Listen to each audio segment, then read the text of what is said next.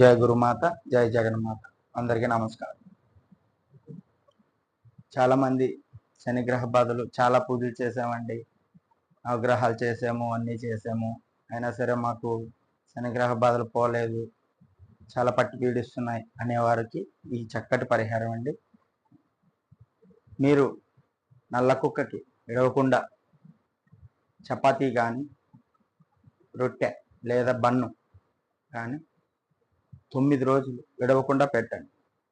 దాని మీద కొంచెం నువ్వుల నూనె రాసి పెడితే కూడా మంచిదండి. అద్భుతమైన ఫలితాలు వస్తాయి. చెయ్యండి. అలాగే మీరు